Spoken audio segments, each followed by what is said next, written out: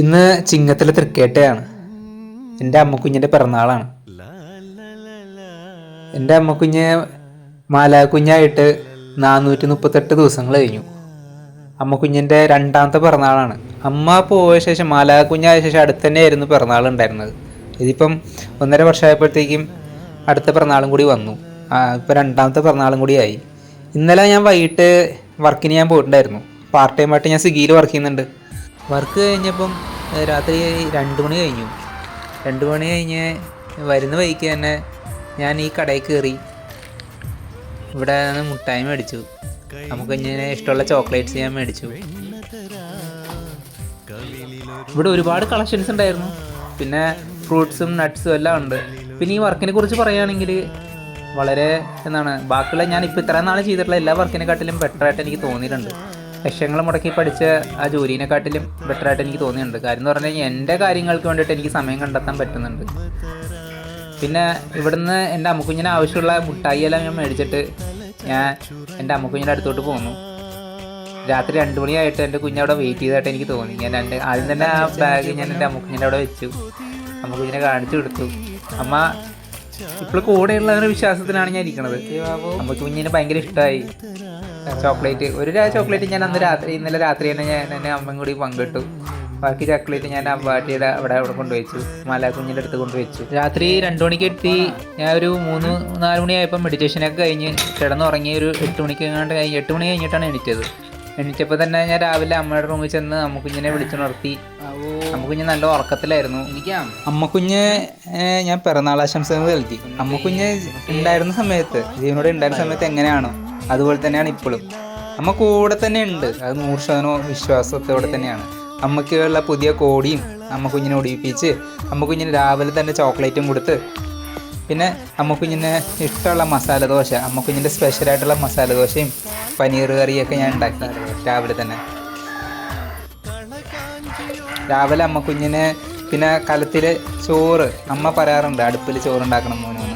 ഞാൻ അടുപ്പിൽ തന്നെ ഞാൻ ഇന്ന് ഉണ്ടാക്കി. എൻ്റെ കുഞ്ഞിന് സ്പെഷ്യൽ അരി കിട്ടിയിട്ടുണ്ടായിരുന്നു റേഷൻ, അത് ഉണ്ടാക്കി. ദോശ, പനീർ കറി, ചമ്മന്തി, നമുക്ക് ഇഷ്ടമുള്ള ചിപ്സ് എല്ലാം ഉണ്ട് കേട്ടോ. കുഞ്ഞു ഇവിടെ പിറന്നാളുകാരിയെ ഒരാരും കൂടി പിറന്നാൾ ആശംസകൾ. ബാബു അങ്ങോട്ടേ. എൻ്റെ കുഞ്ഞിന് ആദ്യം ചോക്ലേറ്റ് കാണിച്ചേ. അമ്മ കുഞ്ഞ ഞാൻ കാണിച്ചു. ഇങ്ങനെ വെക്കും. കേൾക്കുന്നുണ്ട്. അപ്പം കഴിക്കണ്ടേ? എന്നാ വാ.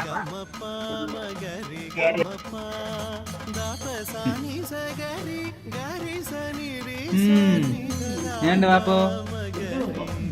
ആണോ? അമ്മ രാവിലെ ഉച്ചയ്ക്ക് എപ്പോഴും നോക്കിയാലും ഭക്ഷണം കഴിച്ച് കഴിഞ്ഞിട്ട് മരുന്ന് കഴിച്ച് കഴിയുമ്പോൾ അമ്മയ്ക്ക് എന്തെങ്കിലും കഴിക്കാൻ വേണം. അപ്പം ഞാൻ ടോളി എന്ന് പറഞ്ഞിട്ട് ഭഗവാന്റെ അടുത്ത് നിന്ന് ഇങ്ങനെ കുറച്ച് ഡ്രൈ ഫ്രൂട്ട്സ് വെച്ചിട്ടുണ്ടാവും. അതാണ് എല്ലാ ദിവസവും കൊടുക്കുന്നത്. അതിപ്പോഴും അത് കണ്ടിന്യൂ ചെയ്യുന്നുണ്ട്. പിന്നെ ഉച്ചയ്ക്ക് സ്പെഷ്യലായിട്ട് ഞാൻ വേറെ ഒന്നും ഉണ്ടാക്കാൻ പോയില്ല. പായസം ഉണ്ടാക്കി, വട ഉണ്ടാക്കി. പിന്നെ പായസം അമ്മയ്ക്ക് കുഞ്ഞിന് വെച്ചു. പിന്നെ ചോറിൻ്റെ കൂടെ എല്ലാം വടയും പനീർ കറിയും ചമ്മന്തിയും ചിപ്സും എല്ലാം ഉണ്ടായിരുന്നു. പായസവും പപ്പടവും എല്ലാം ഉണ്ടായിരുന്നു കുഞ്ഞിന്. പപ്പടവും ചോറും എല്ലാം ഉണ്ട് കേട്ടോ. കാണാം എല്ലാം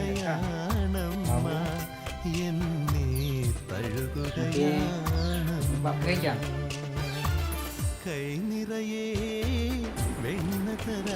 ഭഗവാന് പായസം.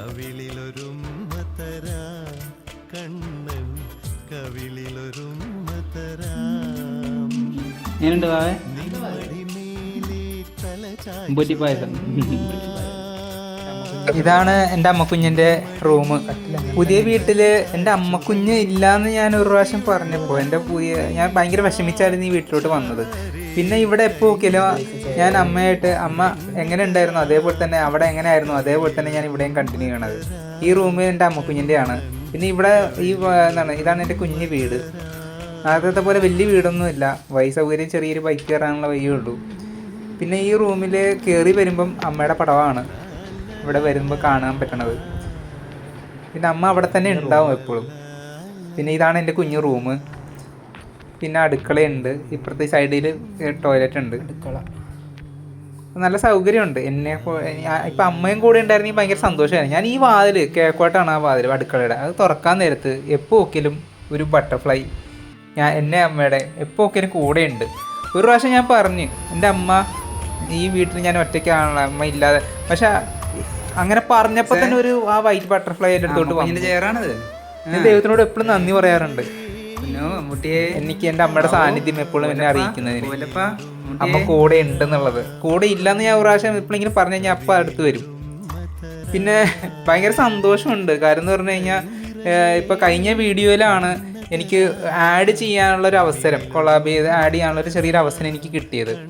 അത് അമ്മ ഉണ്ടായിരുന്നെങ്കിൽ എത്ര ഹാപ്പി ആയിരുന്നു. ഞാനും അമ്മ അത്രയും കഷ്ടപ്പെട്ടിട്ടുണ്ട്. അമ്മയുടെ അടുത്ത് പറയും ഇതിലൂടെ വരുമാനം വരുമോ, അമ്മ നമ്മൾ രക്ഷപ്പെടും. പക്ഷെ എൻ്റെ കുഞ്ഞ് തിരിച്ച് വരണം എന്നുണ്ടെങ്കിൽ എനിക്ക് ആഗ്രഹം അത് തന്നെയാണ്. അമ്മ തിരിച്ച് വന്നേ പറ്റുള്ളൂ. എനിക്കറിയത്തില്ല എങ്ങനെ വരും എന്നുള്ളത്. ഞാൻ ആഗ്രഹിക്കുന്നുണ്ട്. ഇന്നെൻ്റെ കുഞ്ഞിൻ്റെ പിറന്നാളാണ്, 2ാമത്തെ പിറന്നാളാണ്. പോയിട്ട് മാലായ കുഞ്ഞായിട്ടുള്ള എൻ്റെ 2ാമത്തെ പിറന്നാളാണ്. ഞാൻ ഇതിലും മെൻഷൻ ചെയ്യുന്നുണ്ട്, ഏതെങ്കിലും രീതിയിൽ രക്ഷപ്പെട്ട് കഴിഞ്ഞാൽ അമ്മ കുഞ്ഞിൻ്റെ ഈ ജന്മത്തിൽ മുൻജന്മത്തിൽ സകല ആഗ്രഹങ്ങളും സാധിച്ചു കൊടുക്കണം. എല്ലാവർക്കും നന്മ ചെയ്യണം. ഒരിക്കൽ കൂടി എൻ്റെ അമ്മ കുഞ്ഞിന് 1000 കോടി പിറന്നാൾ ആശംസകൾ. ഉമ്മ.